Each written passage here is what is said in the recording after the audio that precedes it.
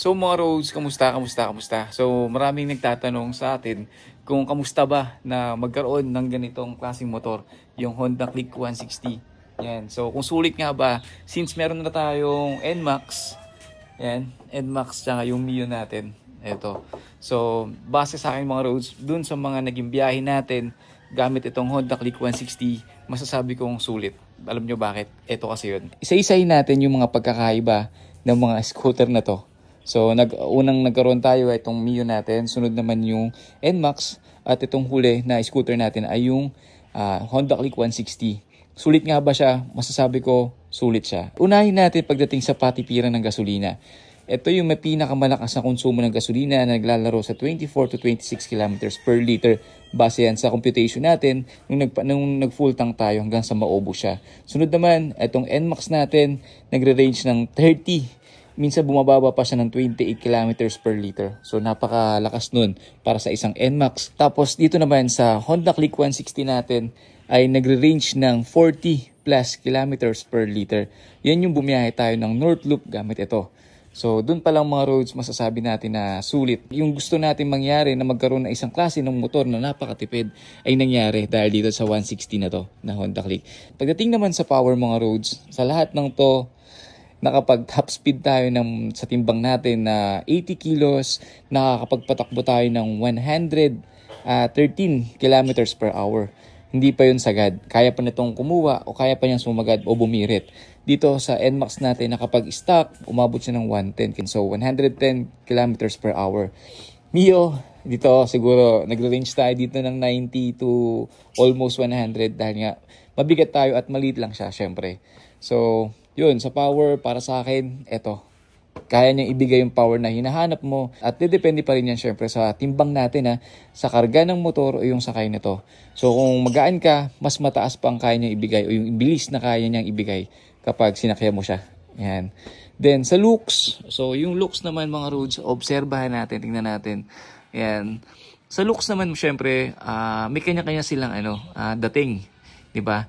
Ito, pagdating dito, pogi din naman talaga to si Balot, itong Honda Click 160 natin. May malakas din ang dating ng NMAX natin. Yan. Syempre, iba din yung dating na tong Mio natin na si Nano. Yan, medyo nga lang siya ngayon. Para siya nakahubad kasi tingnan nyo. Tinanggal natin kasi yung cover dito dahil nga sa naka big carb siya. Kailangan natin gamitan ng flies para maangat natin yung choke niya lalo pag hindi nagagamit o yung mga cold start hindi siya magi-start once na ginamit natin to. Kailangan mo natin iangat yung choke niya. So ngayon, balik tayo dito kay sa Honda Click 160. Sa capacity naman ng utility box, tingnan natin. Malaki si NMAX pero malaki din dito mga Roads. Ayan siya. So marami ka pwedeng ilagay. Yan, kasi buong helmet dito. Yan, may baon tayo. Ito yung loob natin. Di pa kasi natin nalilinisan. So, yan siya. Dito naman sa NMAX natin. Yan. Malaki din talaga. So, syempre, mas malaki. Yan. Pero yung gusto ko dito, mas malalim. Mas malalim to. Kasi dito, hindi siya ganun kalalim. At yung full face helmet, parang hindi ko pa nasubukan dito. Pero dito, sa Honda Click 160, nasubukan na natin. So, yan. And sa comfort. Pagdating naman sa comfort, meron din silang pagkakaiba. Siyempre, dito sa NMAX, na-extend natin yung legs natin, yung forma natin ng pagkakaupo, na ma-maximize natin. Yung upuan natin, boss ba to sa'yo na cover, at naka semi-racing, sobrang semi na yan. So, medyo hindi na to ganun kataas. At yan, saktong-sakto lang yan. Ito, kailangan ko pa itong pa-customize kasi medyo pa-slant lang konti. Tamang unat-unat na lang sa legs mo para bumalik sa pagiging komportable. So, pero ang ginagawa ko, tekniko dito, binababa ko to, dito ako tumatapa. Kapag ngalay na ako dito sa pwesto na to, dito ko nililipat yung paa ko para medyo nababago yung forma. Ayan. So, yun. Sa comfort, dito ako sa NMAX. Pero syempre, may comfort din to. Dito nung bumiyahe tayo ng North Loop, hindi tayo nahirapan, hindi tayo nanghalay dahil komportable pa rin siya gamitin. Ang nagustuhan ko po dito sa Honda Click natin mga roads, yung malapad na yung gulong niya. Dahil yan sa mugs na kayang sumagad ng 140, pero itong mugs natin ay naka 130 lang to. Yan. So 130 lang to. Dito naman sa ay 140 ang sukat na tong gulong ng NMAX. So 140, so may naglalagay dito ng 140 pero kailangan na atang tanggalin tong tire hugger. Itong protection sa mga putik. So nagpalit na rin tayo ng suspension na TRC na available din to sa mga online shops. Ang size nito ay 330 na adjustable siya pagdating dito tsaka dito. So magagawa mo yung laro na hinahanap mo yung kung saan ka komportable. Ang nabago pa dito ay ito, pina-powder coat din natin to. So gawa din to ng Herco. Kasama din tong crankcase para bumagay din sa kulay, 'di ba? Yan, so bumagay siya dito. Syempre nagpalit din tayo ng mugs. Ito yung 8 spokes.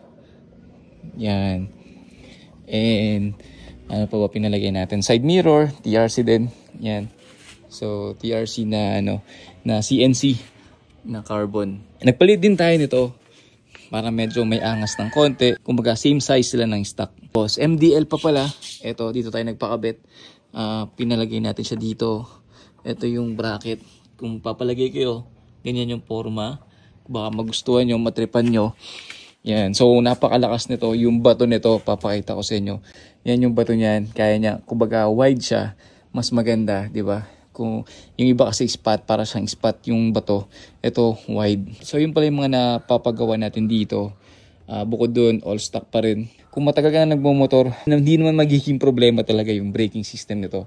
Kasi magagamay mo naman talaga. Distansya lang talaga sa mga sasakyan para hindi ka rin maperwisyo. Okay naman sa akin yung preno ng Honda. Itong Click 160. Pero syempre, pag gusto mo ng forma, di ba? Yun yung isa sa mga ginagawa at binabago din. So ito swing arm nga rin pala ay naka-powder coat. Yan. Pina-powder coat natin. Ito rin pala radiator cover. Nagpalit na rin tayo ng pang Click 160. Yan. So Batusay. Syempre, Boss Batusay. Yung upo natin pinatabas natin. Which is kung saan medyo babalik natin ng konti para medyo umangat dito. Para mas komportable tayo. So tingnan natin yung takbo nitong motor. Nasa 1,828. So yan yung tinatakbo mula nung nakuha natin siya. At ang napansin ko kasi dito mga roads, yung trip A at trip B niya, nagre-reset once na ma-reach niya yung 1,000 kilometers. Unlike ng ibang motor, continuous na bilang, 'di ba? So gaya ng sa natin sa NMAX, ganun siya. So gaya nung nag-north loop tayo, sinubukan natin i-compute yung total kilometers ng tinakbo natin, pero nag-reset siya ng yan, bumalik siya sa 0. So ito na yung ulit yung count niya, 828. So 1,000 plus 828, yun yung pinaka total. Yan. So every 1,000 nagre-reset yung niya, trip niya. So sana dapat hinayaan na lang nila mag-continue yung bilang, and ikaw na yung bahalang mag-reset. Pero okay naman, wala namang problema. So yan, so ito yung consumption, average 42.3 kilometers per liter. So papakita ko sa inyo yung sa NMAX. Tingnan natin dito sa NMAX. Ito talaga mga roads, si Itagul ay lumakas yung konsumo. Hindi ko din alam kung ano yung reason. So yan. Yan yung konsumo niya, 29.6 kilometers per liter. Tingnan niyo yung trip niya, 4,430. So hindi pa yan nagre-reset mula nung biniyahin natin ng napakalayo kung saan na nakapunta tong motor natin. Pero yun yung maganda sa kanya, continuous yung yung bilang ng trip. Lalo na kapag mahaba yung biyahe mo, syempre.